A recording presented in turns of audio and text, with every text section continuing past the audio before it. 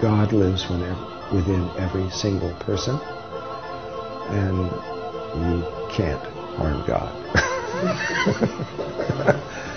And so it's just we're stepping into a way of being that is so alien to our way of thinking for the last 13,000 years. We've been in polarity consciousness for a long time. And and in polarity consciousness, you're on your own. You have to protect yourself. You have to do everything. It's not about any of those kinds of things. It's just about transformation. Once we get into this transformation and the remembering process clicks in and we go, oh yeah, I remember now.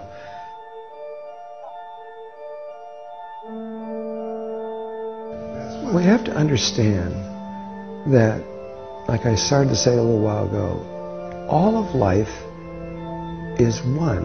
It's totally interconnected. It supports each other. Just within the galaxy, it's like a living being. There's areas that are the heart, that are the liver, the kidneys. They do functions. They work. We do this for you, and it's a flow of energy. And there's nobody out there trying to kill each other. There's little tiny bits of things where they're going through transformation, and they don't really understand yet. But 99.9 with about 1,000 nines after it are there to support each other. We are at this moment surrounded by over 250,000 cultures from space that love us, are rooting for us, care about us, and at the right moment we're going to see them, and we're going to know that the world is not out to get us. It just isn't that way. And we're going to realize that there really is a lot more to life than we ever dreamed of. And it's going to be an amazing revelation. Because the world is so much into fear right now, and so afraid, and so lost. It doesn't know how to do things, and all the control issues that are everywhere, and the lack of food, and on and on and on. But life is about to let itself be known on Earth, literally known that it is here. And I wish I could tell you what the indigenous tribes are telling us. I can't. I can't yet. Within a year, I will be able to. And but by that time, you'll probably know. You just have to breathe and stay connected to Mother Earth and Father Sky and not worry about anything, no matter how it looks. From my tribe, the Taos Pueblo in New Mexico, they just tell us about this time. They just said, when the world starts changing, that's when a lot of people get worried and things get a little crazy. They said, just go inside, close the windows, and just relax and breathe, and it will all pass, and then the light and everything will begin to enter in. They know this. So much of the old world, the ancient world, is really aware of what's happening. We're the last ones to know. And I don't know what to say except life is whole, complete, and perfect. It lacks nothing, and it always has been.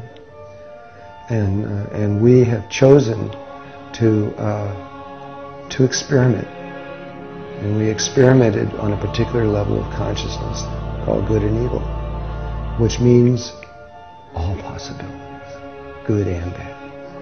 And we experimented. We're done with that experiment. And now we're going to go back to something that has already been tried and true, where this experiment that we've been doing for the last 13,000 years, and actually it extends a little more, it goes back about a little over 200,000 years, where that fits into the larger equation of consciousness, I'm not exactly sure. But it was one of the possibilities, and so we did it. But we're now at the end. And so just relax. Okay, thank you. Well, everybody on Earth came from somewhere else. The Earth is a new planet. It isn't. Earth is on the outer edge of the galaxy. It's a brand new planet. It hasn't been around that long. It's only been around 5.5 billion years. And the galaxy, the universe is at least 16 billion years that we know of. It's older than that, but that's as far as we can prove. Our spirit is infinitely old. And so there's never been a time when we have not existed, and there's never will be a time when we don't exist. And so what that means is everybody came from somewhere else to come here. And we are ETs.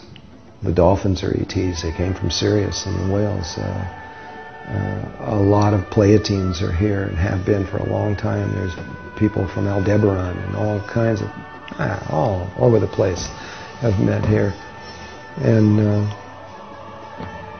they are exactly how these different races are going to do it, I don't know. I do know pretty much how the Syrians are going to do it. Because they're going to be I believe, from what I'm being told through these groups, these ancient groups, that the Syrians are going to be the first ones that are going to make themselves known. And that is because we are their offspring. And they are our father. And they chose to do that. But then after that, what the Mayans say about this time is that the whole universe opens up to us, and we're able to move anywhere and be anywhere we want.